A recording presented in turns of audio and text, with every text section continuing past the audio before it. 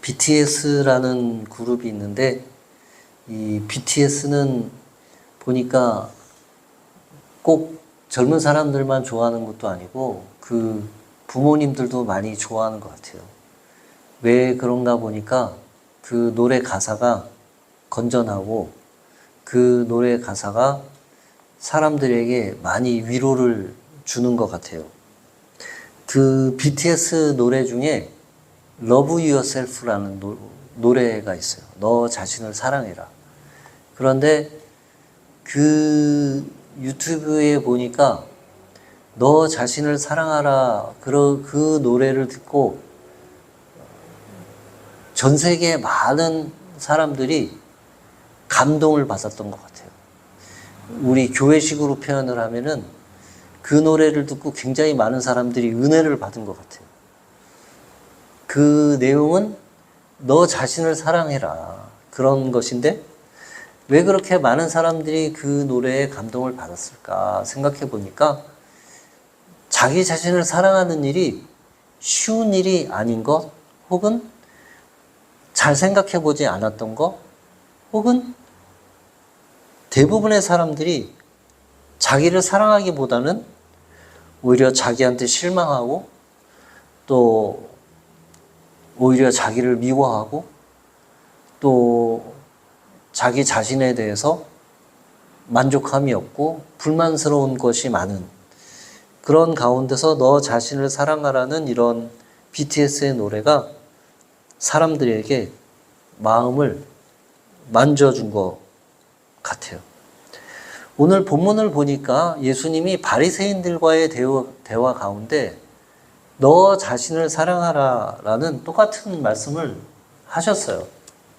오늘 본문의 말씀을 보니까 예수께서 이르시되 내 마음을 다하고 목숨을 다하고 뜻을 다하여 주 너의 하나님을 사랑하라 하셨으니 이것이 크고 첫째 되는 계명이요 둘째도 그와 같으니 내 이웃을 내 자신과 같이 사랑하라 하셨으니 이 두 계명은 곧 율법과 선지자의 강령이니라. 예수님이 바리새인들하고 이렇게 대화를 하게 되었는데 바리새인들이 예수님께 질문을 했어요.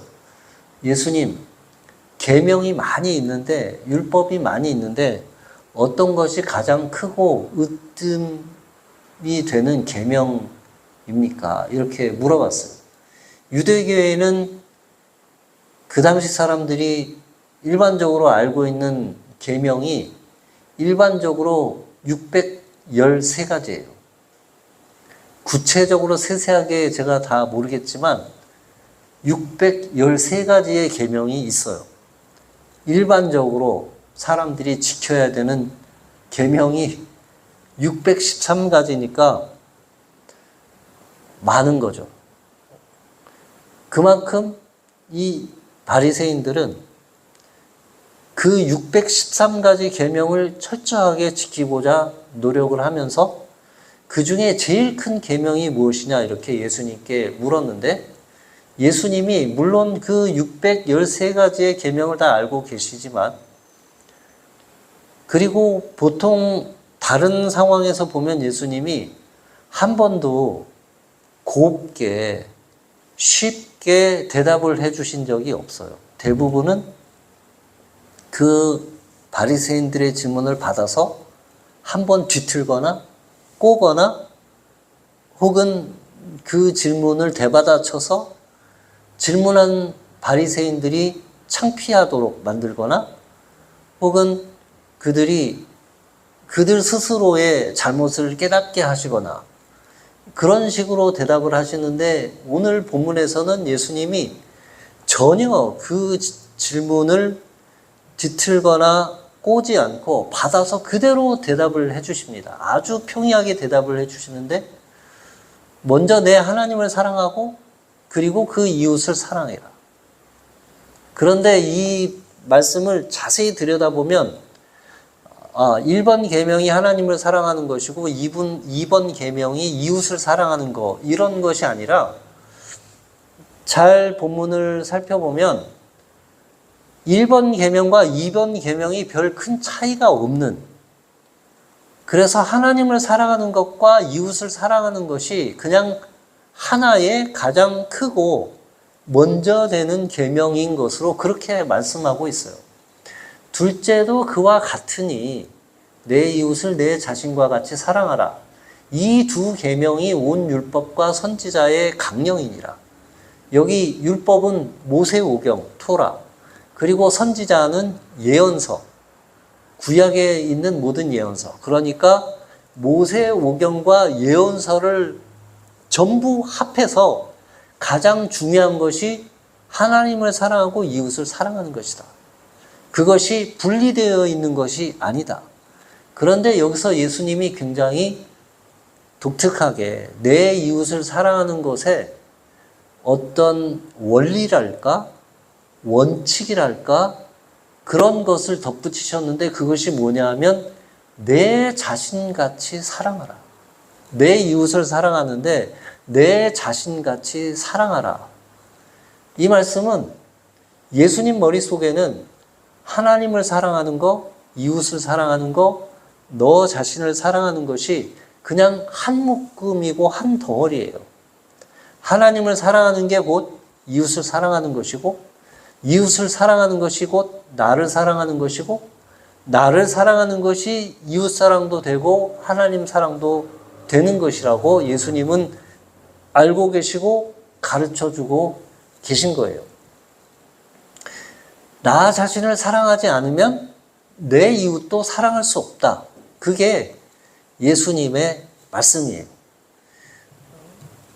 나 자신을 사랑하지 않으면 다른 사람도 사랑할 수 없다는 것은 결혼을 해보면 잘 알 수 있어요. 자기 자신을 사랑할 수 없는 사람이 다른 사람을 사랑할 수 없어요. 그런데 우리는 어떤 오해를 가지고 있냐면 하나님을 사랑하는 것이 먼저이고 나 자신을 사랑하는 것은 희생하는 것이고 또 나를 죽이면서 이웃을 사랑하거나 하나님을 사랑하는 것이 잘 믿는 것이라고 그렇게 생각을 하는 오해가 있어요. 그런데 오늘 본문의 말씀을 따라서 생각해 보면 예수님은 이렇게 말씀하시는 거예요. 하나님을 사랑하는 것, 이웃을 사랑하는 것, 나 자신을 사랑하는 것은 한 덩어리로 하나인 것이다. 하나님을 사랑하는 사람으로서 이웃을 사랑하지 않을 수가 없고 이웃을 사랑하는 것은 곧 하나님을 사랑하는 행동이고 또 이웃을 진정으로 사랑하기 위해서는 누군가 나 자신이 아닌 다른 사람을 사랑하기 위해서는 자기 자신을 진정으로 사랑할 때에 그것이 가능하다. 이게 오늘 예수님의 말씀이에요. 다시 말하면 크고 첫째 되는 계명은 나 자신을 사랑하는 것이다. 이렇게 이해할 수 있습니다. 나 자신을 사랑하는 것에 있어서 첫 번째 것은 나 자신을 잘 아는 것입니다. 나를 잘 아는 것. 내가 어떤 사람인지를 잘 아는 건데 요즘 한국 젊은 사람들 중에 이 MBTI가 굉장히 유행이에요. 처음 만나면 물어봐요. 너 MBTI가 뭐냐? I냐? E냐? 이렇게 물어봐요. 심지어는 몇 %냐? 이것까지 물어봐요. 그러면서 저 MBTI의 조합을 가지고 아, 너하고 나하고는 잘 맞는다, 안 맞는다, 혹은 서로 사귀다가 헤어질 핑계를 MBTI를 대면서 그런 자기를 이해할 수 있는 한 가지 도구가 되겠죠. 그런데 이것은 나 자신을 이해하는 아주 근본적이고 실제적인 그런 지혜와 지식은 우리에게 주지 못합니다. 우리가 어떤 존재인지, 내가 어떤 존재인지는 우주과학, 물리학, 자연과학이 아무리 발달해도 우리에게 대답해 줄 수 없는 대답이에요. 우리는 이런 피상적으로 나를 아는 것보다 더 근본적으로 성경이 나에 대해서, 우리에 대해서 어떻게 말씀하는지, 우리가 어떤 존재인지 성경의 말씀을 들어야 합니다. 먼저 구약 성경에서, 시편에서 성경은 우리를 이런 존재로 말씀하고 있어요. 시편 139편에 주께서 내 내장을 지으시며 나의 모태에서 나를 만드셨습니다. 하나님께서 내가 태중에 있을 때부터, 나의 생명이 잉태되는 순간부터 하나님께서 나를 아셨고, 나를 하나님이 직접 내 내장을, 내 인체의 기관들을 하나님이 직접 만드셨다. 하나님이 나를 직접 지으셨다. 이렇게 고백하고 있습니다. 그러면서 덧붙인 말씀이 하나님이여 주의 생각이 내게 어찌 그리 보배로우신지요. 그 수가 어찌 그리 많은지요. 13절은 하나님께서 우리의 육체를 만드셨다는 말씀을 하신다면 17절은 하나님께서 우리 영혼에 부어주는 축복에 대해서 말씀해 주고 있어요. 저 하나님이여 주의 생각이, 나에 대한 하나님의 생각이 얼마나 많은지 모른다. 하나님이 특별히 나에 대해서, 이 세상에 수없이 많은 사람들이 있지만 나에 대해서 많은 생각과 많은 계획과 많은 축복의 생각들을 이미 갖고 계시다. 내 인생에 앞으로 부어줄 그 수많은 축복의 가능성들을 하나님이 나에게 품고 계시다. 그 감격이죠. 감격. 그런 감격에 대해서 하나님이 우리를 직접 만드셨다. 그리고 신약 성경에는 고린도 전서에 이렇게 기록하고 있습니다. 값으로 산 것이 되었으니 그런즉 너희 몸으로 하나님께 영광을 돌리라. 또 23절에 보면 너희는 값으로 사신 것이니 사람들의 종이 되지 말라. 하나님께서, 예수님께서 우리를 사셨어요. 구매하셨어요. 어떻게 구매하셨냐? 값을 주고 구매하셨는데 예수님의 십자가에서 흘리신 그 피값을 지불하고 우리를 구매하셨어요. 7장 22절에 주 안에서 부르심을 받은 자는 종이라도 주께 속한 자유인이요 또 그와 같이 자유인으로 있을 때의 부르심을 받은 자는 그리스도의 종이다. 이게 어떤 말씀이냐면 우리가 예수님께 구매되기 전에는 노예였다. 세상의 노예, 삶의 노예, 인생의 노예, 우리의 욕망의 노예, 돈의 노예, 여러 가지의 자유함이 없는 그런 노예 존재이었는데 예수님께서 우리를 예수님의 그 피 흘리신 값을 주고 사셨다. 그런 말씀인데 여기 22절에 원문에 아펠레우세로스라고 하는 단어를 사용하고 있는데 이 단어는 신약 성경에 딱 한 번 나오는 단어인데 전문 용어예요. 어떤 전문 용어냐면 그 노예 시장에서 로마 시대 때는 노예 시장이 늘 있었어요. 많이 있었어요. 노예를 사고 파는 그런 시장이 많이 있었어요. 노예의 값을 매기고 그 값을 주고 노예를 사는. 그런데 그렇게 해서 노예를 값을 주고 사서 자유인이 된 사람들을 특별히 지칭하는 단어가 이 단어인데 바울이 고린도 전서에서 이 단어를 쓰면서 예수님이 우리를 그분의 핏값으로 주고 노예 시장에서 우리를 구매하셨다, 사셨다 이런 표현을 쓰고 있어요. 그러니까 우리는 어떤 존재냐 하면 하나님이 직접 만드신 존재고 우리가 생명이 형성될 때 하나님이 우리를 만드셨고 우리 영혼에 무한한 하나님의 축복의 생각을 담아두셨고, 신약 시대에 와서는 예수님께서 그 피값을 주고 저와 여러분을 사셨다. 그런 거예요. 저와 여러분의 값어치는 이렇게 결정되는 거예요. 우리가 물건을 10만 원짜리를 10만 원 주고 사면 그건 10만 원짜리 물건이에요. 100만 원을 주고 사면 그건 100만 원짜리 물건이에요. 1억을 주고 사면 그건 1억짜리 물건이에요. 그 물건의 값어치는 그렇게 매겨져요. 만약에 우리에게 값어치를 매긴다면 예수님께서 예수님께서 그분의 피값을 주고 우리를 사셨기 때문에 저와 여러분은 어떤 값어치가 있냐면 예수님의 피값의 값어치가 저와 여러분의 가치.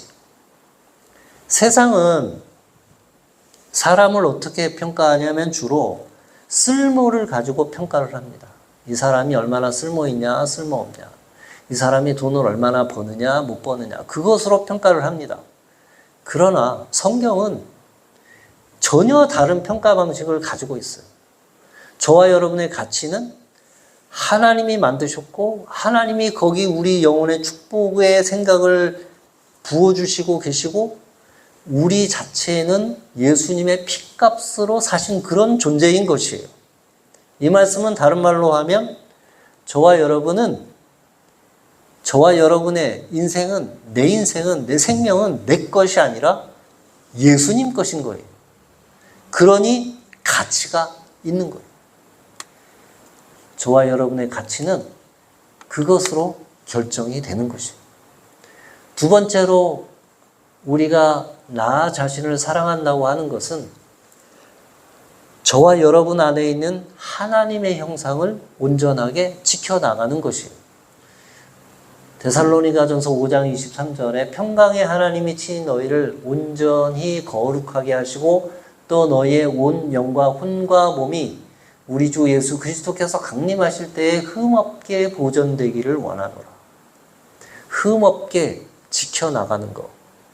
우리 안에 있는 하나님의 형상을 온전하게 지켜나가는 것이 자기를 사랑하는 두 번째 방법이에요. 예수님께서 제자들을 세상에 보내면서 어떤 염려를 하셨냐면 양들을 이리떼 가운데 보내는 것 같다. 그러하니 너희는 뱀같이 지혜롭고 비둘기같이 순결해라. 이런 말씀을 주셨어요. 우리의 혼과 몸과 영이 하나님의 앞에 온전하게 도달하기 위해서 우리는 스스로를 잘 보존하고 지켜나가야 하는데 이 세상에는 우리가 그렇게 하지 못하도록 우리를 공격하고 우리를 흠집내고 상처 주는 그런 일들이 많이 있어요. 예수 믿는 사람들이라고 우리에게 부당하게 정당하지 않게 우리를 착취하거나 나에게 상처를 주거나 내 자존감을 상하게 하거나 내 마음이 편하지 못하게 하는 일들에 대해서는 스스로 그것을 잘 방어하고 지켜나가는 사람이 되기를 예수님이 원하시는 거예요. 우리가 예수 믿는 사람으로 가지는 오해 중에 하나는 예수 믿는 사람들은 손해를 보면 부당한 일을 당하면 또 정당하지 않는 일을 당할 때 무조건 당하면 하나님께서 갚아주신다. 그런 가르침이라기보다는 오히려 예수님께서는 우리가 스스로 능력이 있어서 자기를 그런 부당한 일들로부터 지켜낼 수 있는 능력이 있는 사람, 용기가 있는 사람들이 되기를 원하시는 것입니다. 세상에는 자기 상처가 너무 커서 그 상처를 자기가 스스로 감당하지 못해서 다른 사람들에게 상처를 주면서 자기 존재 이유를 확인하는 사람들이 많이 있어요. 직장에도 있고 심지어는 나랑 가장 가까운 사람들 중에도 그런 사람들이 있을 수 있어요. 예를 들면 식구들 중에도 부모님이 혹은 자식들이 혹은 형제가 혹은 나랑 가장 친한 친구가 내 안에 있는 하나님의 형상이 상하도록 기분이 나쁘게 할 수 있고 자존감이 상하게 할 수 있고 내가 정신적으로 정서적으로 어려움을 느끼게 만들 수가 있는데 그러한 때에 예수님은 우리가 스스로 내 안에 있는 하나님의 형상이 상하지 않도록 지켜내는 사람들이 되기를 원하는 것이에요. 그런 것까지 다 허용하지 않기를 바라는 그런 것들을 저항할 수 있는 용기가 가진 사람들, 그런 사람들이 되기를 원하시는 것이죠. 세 번째로, 나 자신을 사랑한다는 것은 온전한 나 자신이 되어져 가는 것이에요. 보통 우리는 예수님을 닮기 원한다. 예수님을 닮는다. 그런 말씀을 하는데 여기서 오해는 모두가 개성이 없고 독특함이 없는 똑같은 사람이 된다는 것이 아니에요. 예수님은 베드로에게 예수님을 따르도록 하셨고 요한에게 예수님을 따르게 하셨고 바울에게 예수님을 따르게 하셨지만 베드로와 요한과 바울이 다 전혀 특징과 특색이 없이 똑같은 사람이 되기를 원하신 것이 아니죠. 예수님의 제자로 그들을 훈련시키지만 베드로는 베드로 같은 사람, 베드로다운 사람, 요한은 요한 같은 사람, 요한다운 사람, 바울은 바울 같은 사람, 바울다운 사람. 심지어 같이 일하는 동안에 갈등이 있고 다툼이 있을지라도 각자 온전하게 자기 자신이 되어지도록 그렇게 예수님은 제자들을 훈련시켰습니다. 우리는 예수님을 닮는 것을 어떤 특별하게 정해진 어떤 모습을 모두가 똑같은 사람이 되는 것으로 그렇게 오해를 합니다. 그러나 예수님이 우리가 온전하게 자기 자신이 되어져 가도록 예수님은 우리를 돕습니다. 예수님은 어떤 분이냐? 그의 평생을 통해서 온전하게 진정한 예수님 자신이 되어져 가는 인생을 사신 거예요. 동일하게 저와 여러분도 똑같이 진정한 나 자신이 되어져 가는 인생을 사는 것, 그것이 예수님을 닮는 거예요. 자기의 독특함과 유니크함과 자신만의 어떤 그것을, 개성을 최대한 발현하도록 인생을 살아나가는 것, 그것이 우리가 예수님을 닮는 것이에요. 제가 이스라엘에서 교회를 다닐 때, 한인교회 다닐 때 하루는 어떤 젊은 남자 청년이 교회에 왔는데 머리가 이렇게 길고 포니테일을 이렇게 한 그런 청년인데 처음에는 교회 분들이 저 청년 뭐냐? 어떻게 교회 다니는 남자애가 머리를 이렇게 길고 묶었을까? 뭐 이렇게 생각을 했는데 예배 끝나고 제가 그 청년하고 얘기를 하다가 제가 그 청년이 너무 멋있게 보였어요. 왜냐하면 그 청년이 목사님 아들인데 머리를 이렇게 길게 하고 따고 근데